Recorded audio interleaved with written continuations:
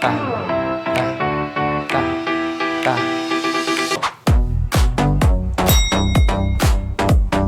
Được. Xoay xoay.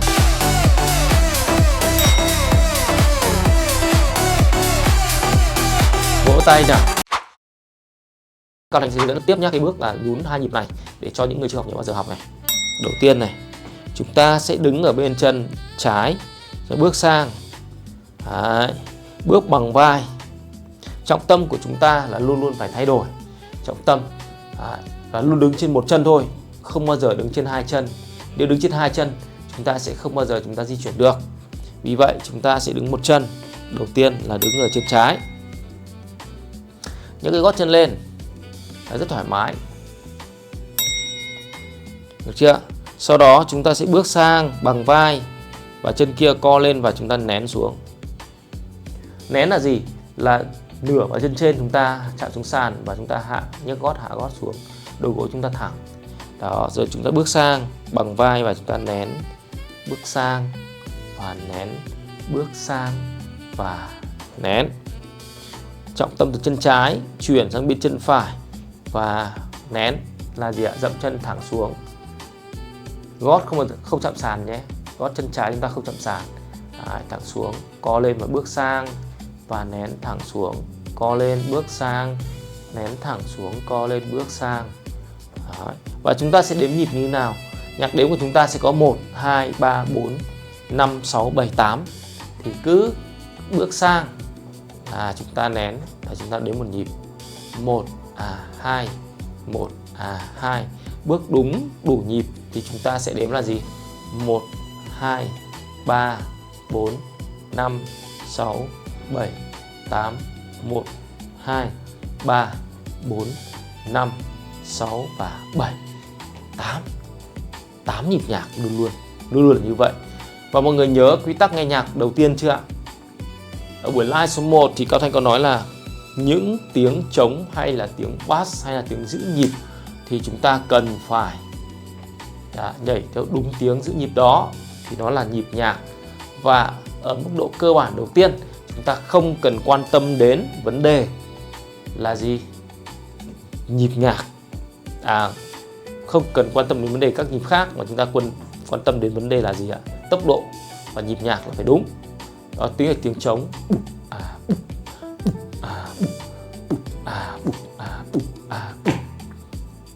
Vậy tổng kết lại chúng ta có bước gì? Bước nhún và vỗ theo nhạc. Bước nhún và vỗ theo nhạc.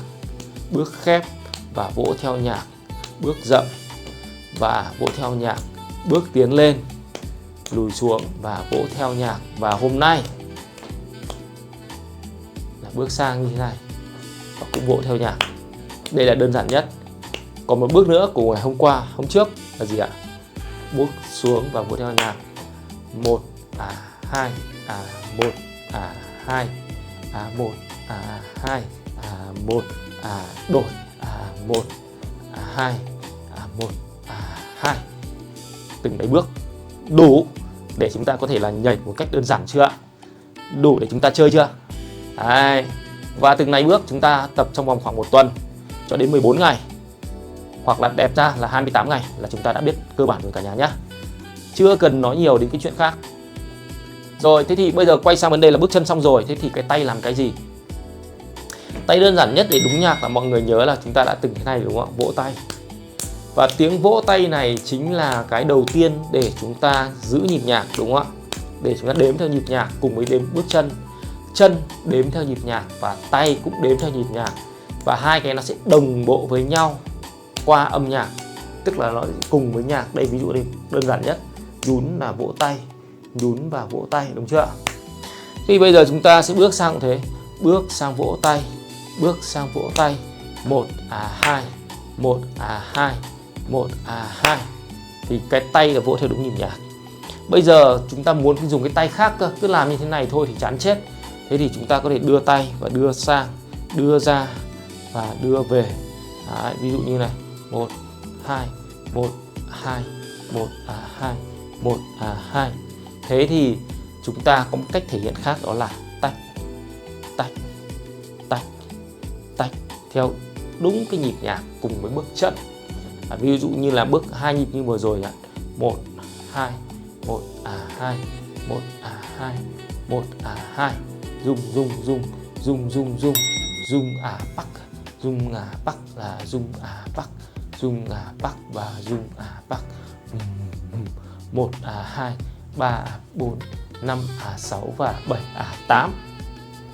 Được không? Đấy. Hoặc là chúng ta sẽ nhún ạ. Cũng vậy thôi, tách 1 2 1 2 1 2 và 1 2. Ok cả nhà. Tiếp theo, cái bước tay thứ hai mà thường mọi người hay Cao Thanh các bước trước cũng đã nói rồi đúng không ạ? Chúng ta có thể là gì ạ? Vỗ tay đúng không? Đẩy xương nhảy, nhưng thực ra thì đơn giản quá. Chúng ta thêm cái bước khác đi. Ví dụ bước sang ngang và chúng ta co vào hạ xuống, đúng không ạ? Bước lên trên và chúng ta hạ xuống. Thế thì nó cũng đúng theo tiếng nhịp nhạc mà thôi. Bụp bụp bụp bụp bụp bụp bụp bụp. Đấy. 1 là tay đưa sang ngang với cả cơ thể hạ xuống. 2 là vuông góc và hạ xuống ngang mặt sàn nhé, và xuống và vuông góc và xuống. Chúng ta có thể giơ thẳng ra hoặc là giơ thẳng lên. Tuy nhiên để tiết kiệm sức hơn. Đấy. Còn ai mà không muốn fitness thì giơ thẳng tay ra xa hơn. Còn ai muốn mà bình thường thôi thì chúng ta phải co tay như này, không cần phải thẳng đâu. Co tay như này và hạ xuống, lên và xuống. 1 và 2, 3 và 4, 5 và 6 và 7 và 8. Ví dụ này, 1 2 3 4 5 6 7 8. Hai tay cùng nhau như thế này, hạ xuống, giơ lên và hạ xuống. 1 2 3 4 5 6 7 8. Ở trong lớp tự do remix, Cao Thanh còn có bảo mọi người là một tay nữa cơ. Và một tay cầm mic như này, ví dụ thế là chúng ta hoàn toàn có thể đẩy lên đẩy xuống như này.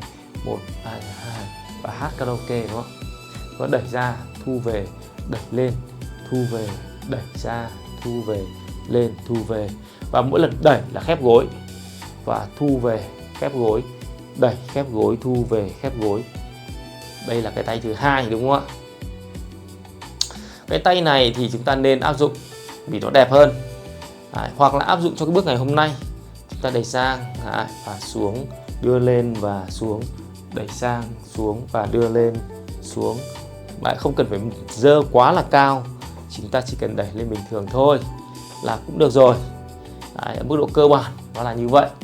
Thậm chí là hai tay đẩy sang và chúng ta đưa lên ngang này, tay co như này, được chưa? Xuống và lên, xuống, ngang, xuống và lên, xuống. Ok. Chúng ta ngoài ra chúng ta cái bước tay tiếp theo này, chúng ta hoàn toàn có động tác quay. Và đây là động tác khó và các Thanh muốn thử thách cho các thành viên chưa học nhảy bao giờ. Đó là cái bước tay như thế này, xoay như này. Và để quay đẹp, chúng ta phải luyện trong vòng 30 ngày đến 90 ngày nhá. Cái bước tay này, mọi người sẵn sàng mở tay ra này. Đó. Vuông lên này, khép vào này, mở ra này, khép vào này, mở ra này, khép vào này, mở ra, khép vào, mở ra, xoay, xoay, xoay, xoay, xoay. Đến khi nào chúng ta xoay được như thế này thì thôi. Đúng không? Và ngược lại. Tuy nhiên, mới đầu thì mọi người chắc phải như này thôi đúng không ạ? Quay cổ tay như này. Đó. Thì chúng ta phải xoay như này nhá. Luyện, cố gắng luyện như vậy. Và khi luyện ngang xong rồi, chúng ta có thể luyện vuông như này, check xuống 45 độ như này và chúng ta xoay. Được chưa? Ngược lại chúng ta xoay. Đó. Tiếp tục xoay. Thì bây giờ áp dụng được vào đâu? Ví dụ như bước ngang như thế này, chúng ta đang thế này đúng không ạ? Chúng ta đang như thế này đúng không ạ? Đó. Thì chúng ta có thể là gì? Xoay tách, xoay tách, mở ra thì tay mở, co chân lên thì chân co, xuống là tay xuống cùng.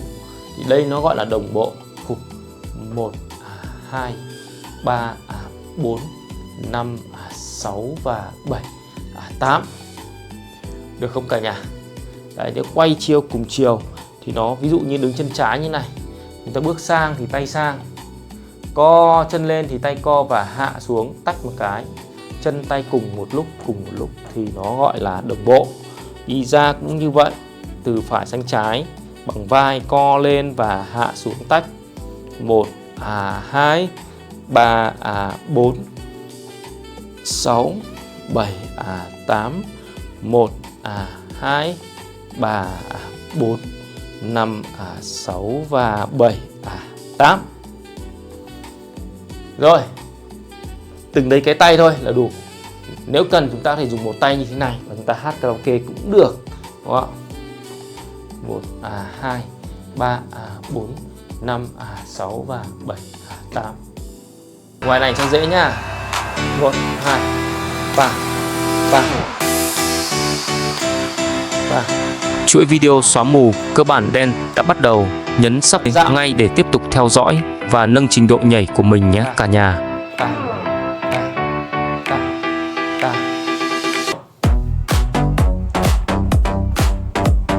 Rồi. Xoay, xoay, ra, ta, ta, ta.